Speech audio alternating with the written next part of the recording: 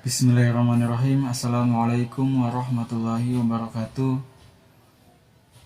Puji dan syukur kita atas kehadirat Allah Subhanahu wa taala dengan mengucapkan alhamdulillahirabbil alamin.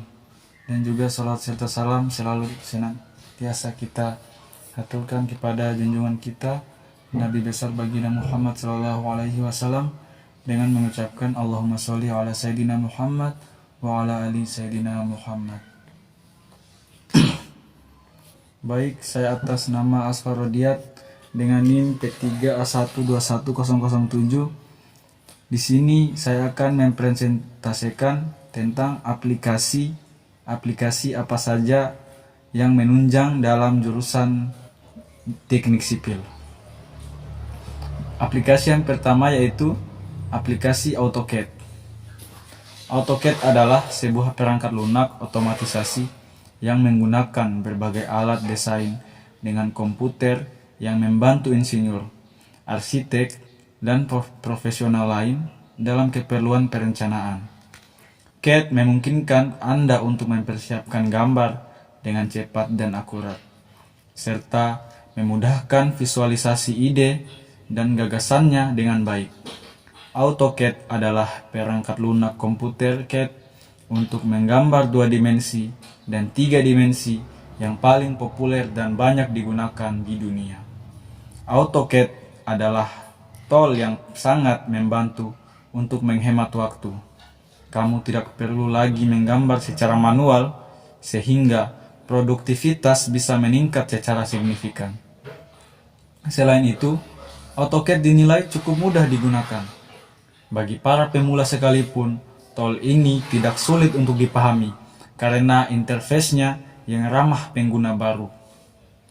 Cukup dengan AutoCAD, kamu sudah mendapat sarana desain dan pengukuran yang akurat untuk proyek-proyekmu.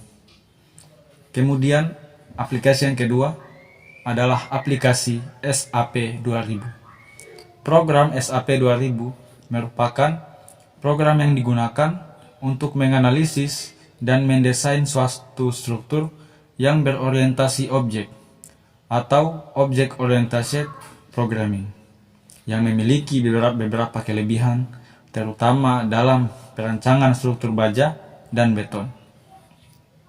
Kelebihan SAP 2000 yang pertama adalah user interface, yang kedua modeling, ketiga komponen struktural, keempat pembebanan, kelima analisis, keenam desain, ketujuh output dan tampilan, dan yang kedelapan import export file.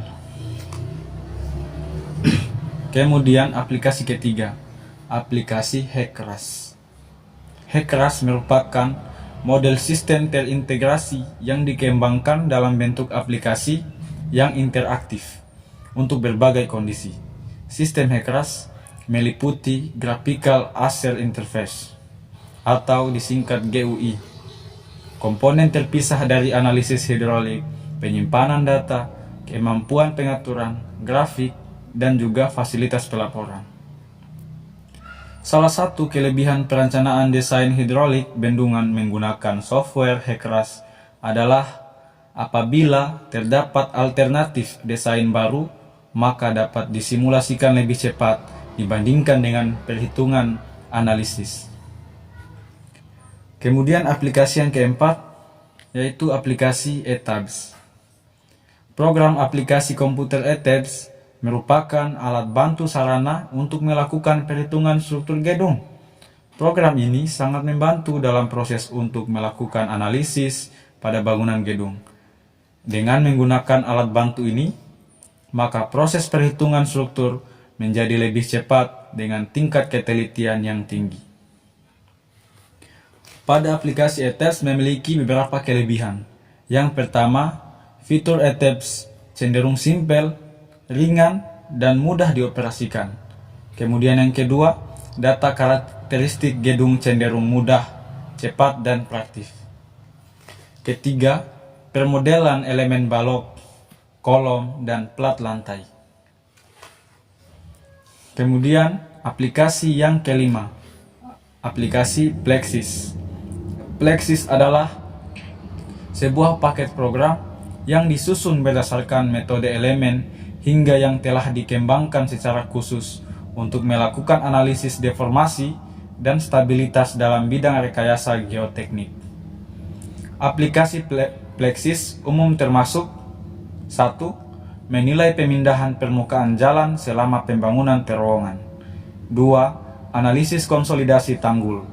3. Pemindahan tanah di sekitar pit penggalian. 4. Bendungan stabilitas selama tingkat air yang berbeda. Dan banyak lagi. Kemudian aplikasi yang keenam adalah aplikasi AutoCAD Civil 3D. AutoCAD Civil 3D adalah aplikasi atau software berbasis komputer yang memiliki kegunaan diantaranya untuk mendesain perencanaan geometrik jalan yang memiliki hasil output berupa gambar rencana dari perencanaan geometrik jalan.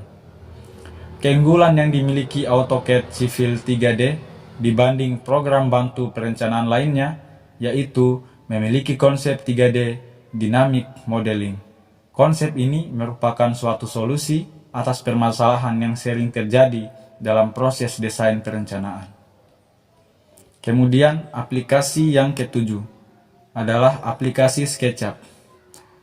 Aplikasi SketchUp merupakan sebuah program pemodelan 3D yang dirancang untuk arsitek, insinyur sipil, pembuatan film, game, developer, dan profesi terkait.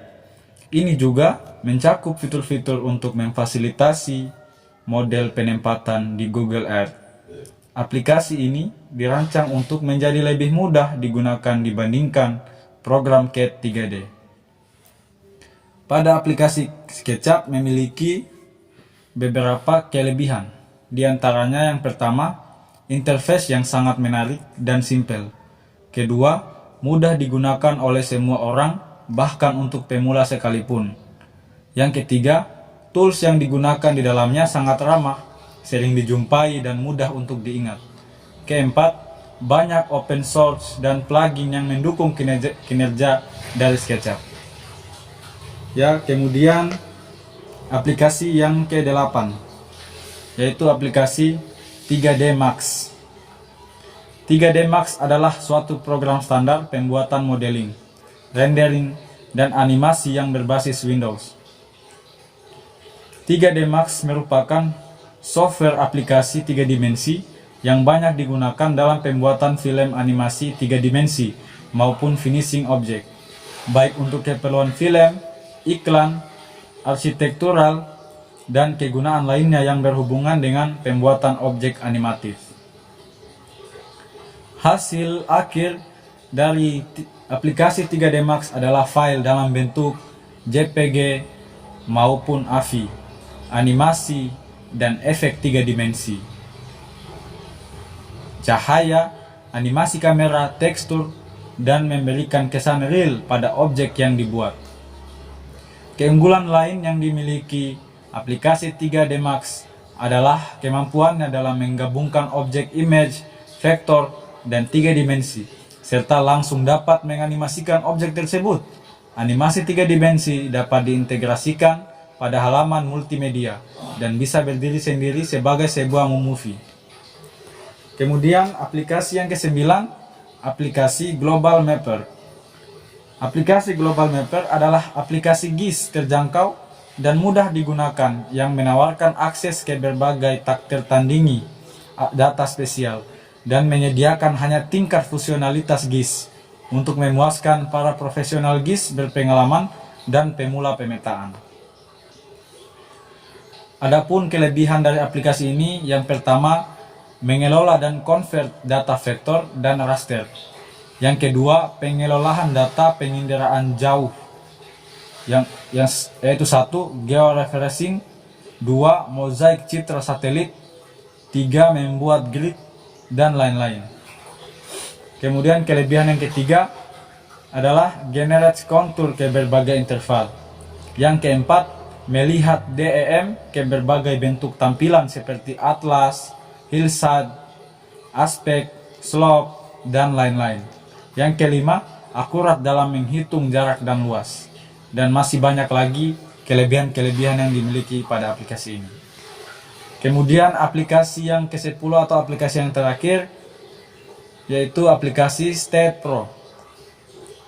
StatePro adalah software desain analisis struktural untuk menganalisa desain RCC dan struktur baja. Software ini salah satu yang banyak dipakai dalam pekerjaan sipil maupun struktural. StatePro membantu mempercepat pembuatan desain struktural sehingga tidak memakan banyak waktu dan prosedur yang panjang. Kelebihan aplikasi StatePro yaitu 1. Tidak butuh perhitungan manual. 2. Tampilan interface sangat user friendly. Ketiga, dapat membuat desain 3 dimensi yang memenuhi struktur bangunan. Yang keempat, tersedia referensi material aktual seperti beton, baja, aluminium, dan lain-lain. Yang kelima, mampu membuat desain struktur dengan cepat.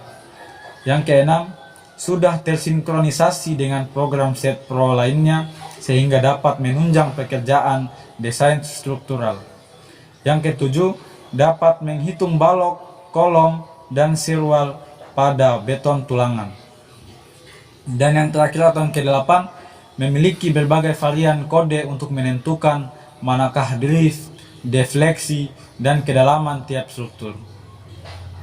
Dan masih banyak lagi kelebihan-kelebihan lainnya pada aplikasi ini. Mungkin itu saja yang dapat saya presentasikan pada video kali ini. Lebih dan kurangnya mohon dimaafkan. Billahi fisabilil haq fastabiqul khairat. Assalamualaikum warahmatullahi wabarakatuh.